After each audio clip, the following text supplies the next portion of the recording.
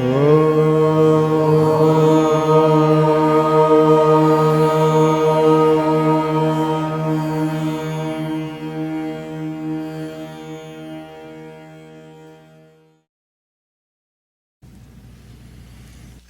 is written that it takes 12 years to replace the impressions in the mind with new ones. Does this mean that the mind can be renewed over 12-year periods besides the karma? And why 12 years? Which is the connection with the nature's law? And why 12 years? Which is the connection with nature's law?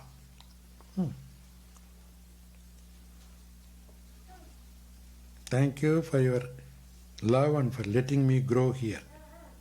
I love you with all my heart. Thank you.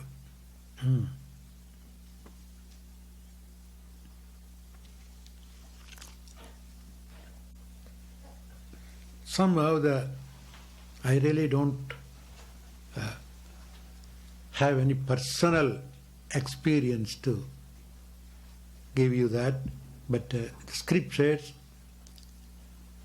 yogic scriptures have said that 12 years is a cycle.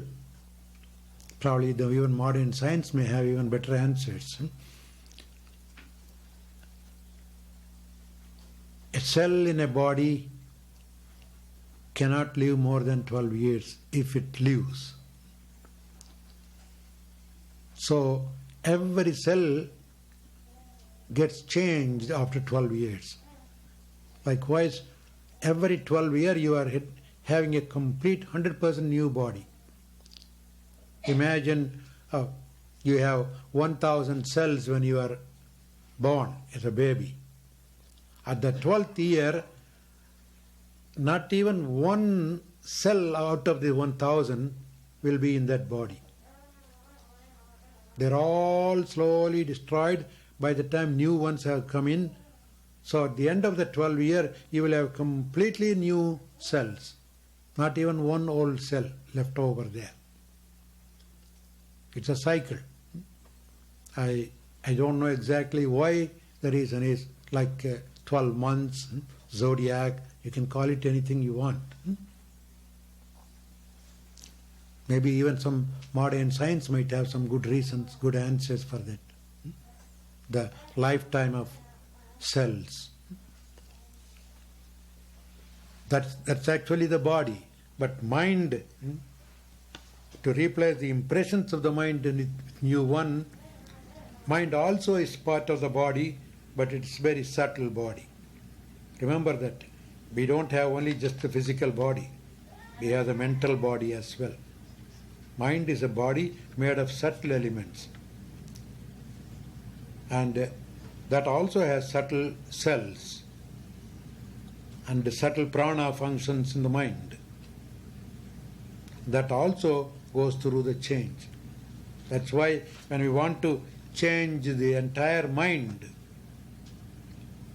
in its totality, we should do some practice at least for 12 years. If we are regular for 12 years, we can establish something, din it into the mind and strengthen it in the mind.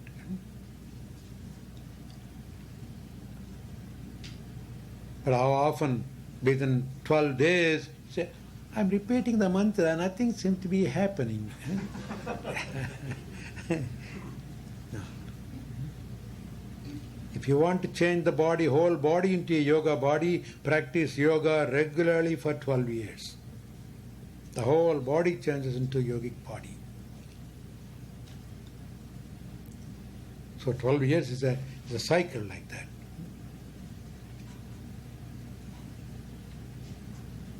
So that's all I can say. I don't know why. At least one answer I don't know.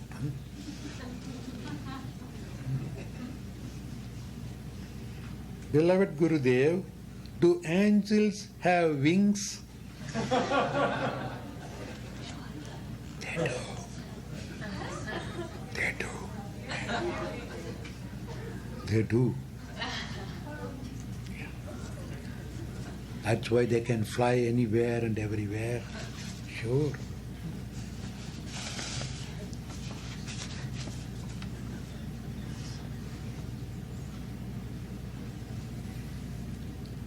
If a person frequently has dreams that come true, but doesn't know which ones are premonitions until they actually happen, what is the best way to deal with these two aspects of it? 1.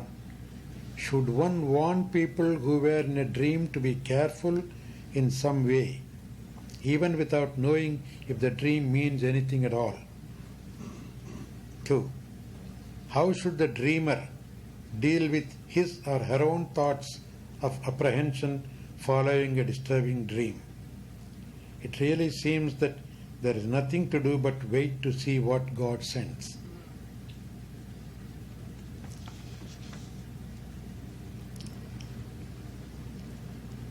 The first aspect is okay, yes. If you have a dream regarding somebody else's health or whatever it is, it's just a warning. It need not be always 100% true. So you can just tell the person, be careful. You don't even have to say that I dreamt like this. Simply a feeling. I feel that you should be a little more careful. There's nothing wrong in warning. Even if the dream is a false dream, they don't lose anything by being a little more careful. You are not hurting them. But if it is for your own, if it is something that you can do to be more careful, do it. But if the dream doesn't make any sense, just drop it. Not all the dreams are absolute true dreams. The mind has learned to dwell in various levels. Some are just fancy dreams, meaningless dreams. So don't worry too much. You yourself will know clearly, yes, these are some of the dreams that I should take care of it. I should become more careful. If you don't find any proper sense to some of the meaning dreams, ignore it, leave it.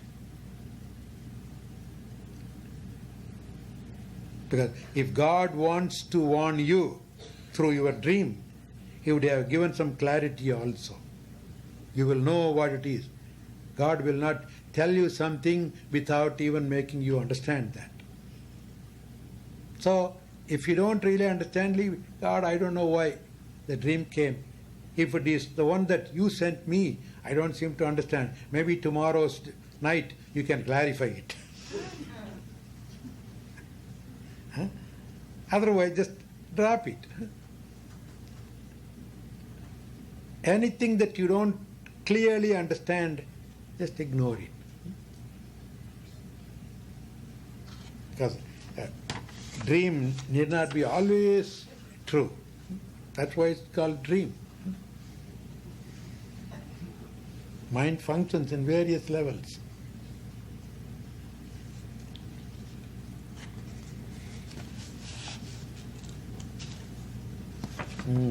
How long you are this one? Just 2 reels. Oh, 2 reels? 2.5.